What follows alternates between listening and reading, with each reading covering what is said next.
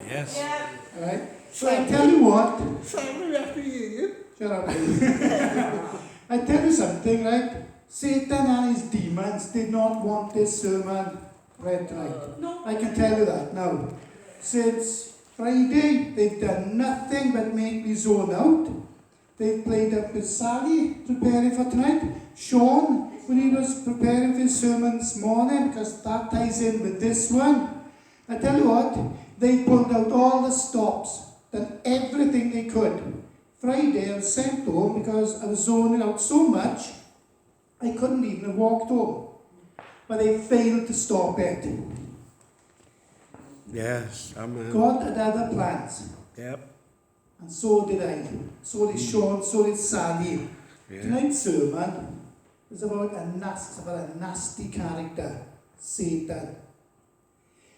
Satan, or Lucifer, as he was first called, was created by God as a beautiful angel, absolutely stunning. He was a cherub, which is a very powerful and high-ranking angel. He was created as the anointed cherub that covers. That was his job and his title. He was probably the highest ranking angel God created. The cherubs, they are sort of depicted as being in the holy temple, inside of the inner sanctuary of the temple itself, on each side of God's mercy seat. And their job is their wings are spread out like that, and they shield God's blinding glory with outstretched wings. Now, Exodus chapter 25, verse 20. And the cherubim shall stretch out their wings above, covering the mercy seat with their wings. They shall face one another. The faces of the cherubim shall be toward the mercy seat. And they're all facing the mercy seat. They're the closest angels that could get to God.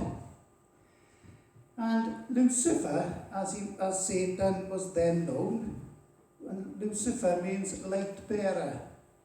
He was given beauty far beyond any other angel, as well as more power than any other angel. He was given more wisdom, leadership skills, organizational skills. There was no angel like him. He was God's right-hand angel, and he was the one who passed on God's orders to the other angels. And 1/3 of the angels were under his direct command. Well, that tells you something, doesn't it? 1 in 3 angels were to take his orders directly. Ezekiel 28, verse 13.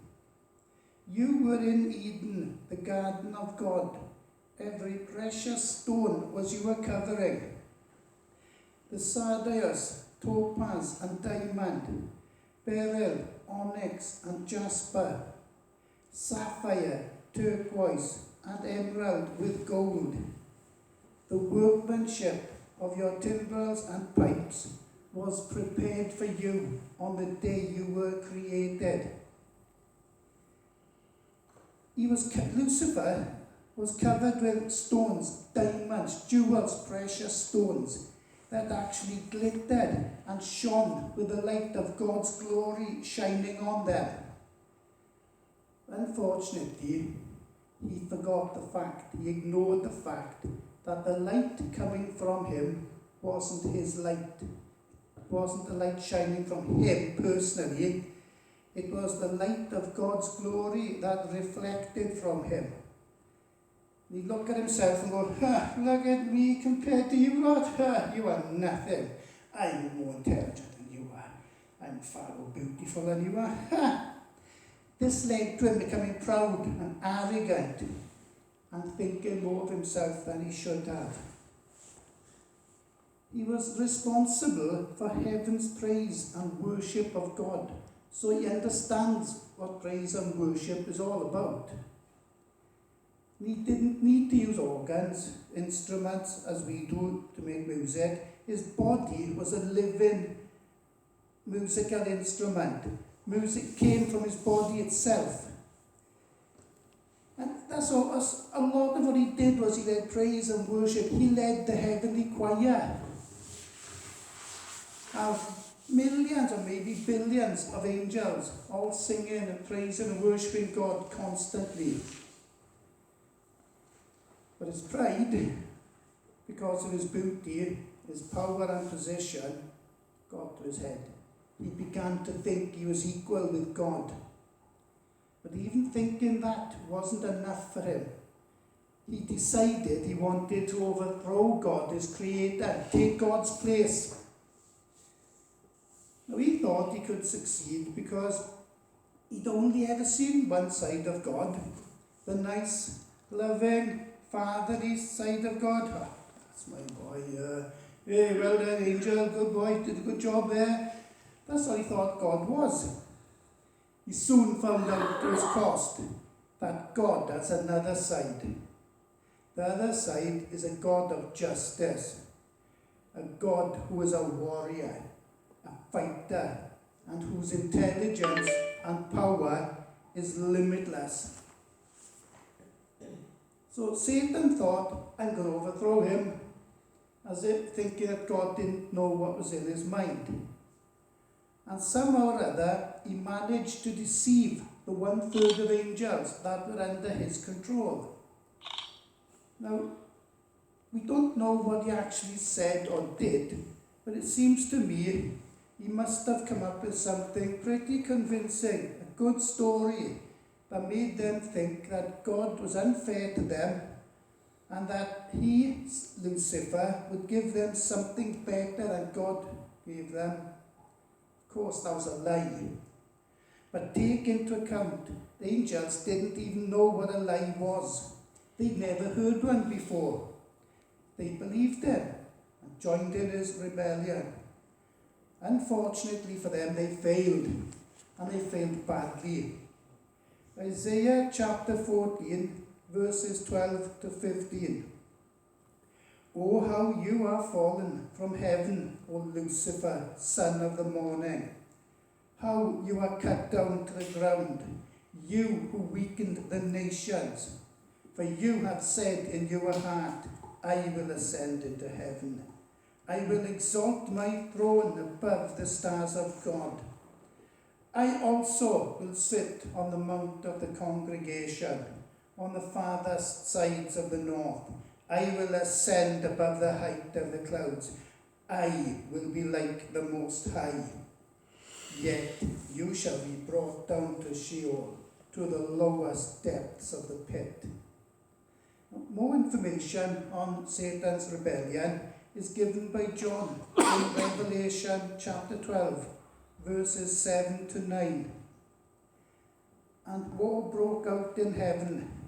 Michael and his angels fought with the dragon, and the dragon and his angels fought. But they did not prevail, nor was a place found for them in heaven any longer. So the great dragon was cast out, that serpent of old called the devil and Satan, who deceives the whole world.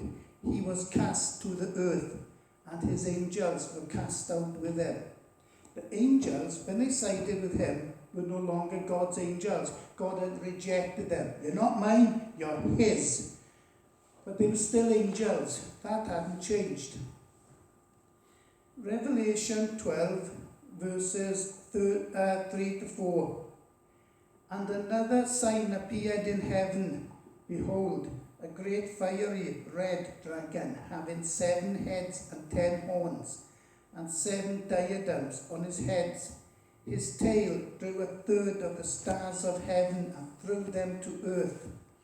And the dragon stood before the woman who was ready to give birth, to devour her child as soon as it was born.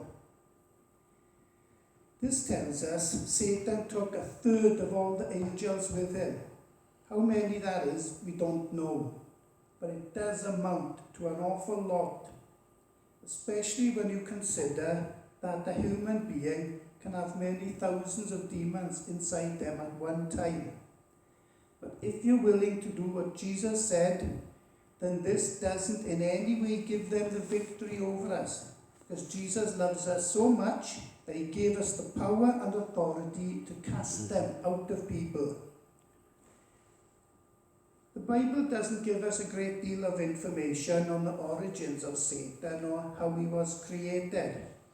It only talks about how he affects human beings in his work of destruction and death. He is the head of the spiritual forces of evil and the human forces of evil, such as witches, Satanists, and the occult in general. He was and still is the head of the angels who left their first estate. 2 Peter chapter 2, verse 4. For if God spared not the angels that sinned, but cast them down to hell, and delivered them into chains of darkness to be reserved unto judgment. Now these angels didn't side with Satan when he rebelled against God. They stayed loyal to God. But sometime later, they were given the job of watching over mankind. There were 200 of them, and when they looked down, they thought, oh, look at them. They saw women, and they thought, oh, these women, they're attractive. Oh. So they decided they were going to come down and take wives from the women. So they had sex with these women, and that produced the Nephilim, which is the giants described in the Bible. Now, this might sound, giants, it's a bit far-fetched, but if you go online, you can see the photos of the skeletons of the giants that have been found. Some may be 30 foot tall, and they're there, they're online. So we do know they existed. Now, when the first group of angels sided with Satan, they ceased to be angels and became demons. They lost their beauty, and they became very, very ugly. Now, they work under Satan in his kingdom of darkness and evil, continuing their attempt to overthrow God and get as many human beings into hell as they possibly can. Now, most demons, if you push them during a deliverance session, they will admit they've lost the war. They're trying to get as many human beings down into hell with them as they can, because it's the only way they can hurt God. They can't hurt him personally, they're nothing to him. And they've said they think that because they are going to hell, we should go there with them as well, that we are no different. But Jesus thinks otherwise. That's why he gave his life for us. And unfortunately, there's so many myths about Satan going around the place. None of them are real. People say that he's this jolly fellow, likes a good laugh. If you go to hell, you'll have a great time down there. Parties, it'll be lovely and cosy. Maybe even an orgy or two every week, who knows? But no. Shut up, babe. I can hear you. But no, he's nothing like that. He's not somebody who likes a good time. He wants you to have a good time his way to get you into hell.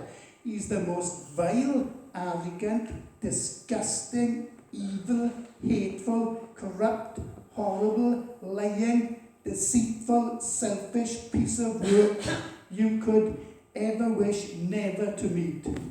And I tell you what, he is, even that... That's only the nice words. Yeah, exactly. Even that is an understatement, because we haven't got the words that can actually describe him. He looks amazing, but as his character, as a person, he's horrible. Now, in John chapter 8, we see the Pharisees, who were the religious leaders of the day, once again standing there questioning Jesus, doing all they could to belittle him. But they always failed. They never succeeded. Not once did they succeed. Jesus had mercy for everybody, but he had contempt for the Pharisees because they were more concerned about their positions in society and maintaining their wealth and their power, rather than helping people to get into heaven. In John chapter 8, verses 44 to 45, Jesus said to the Pharisees, "You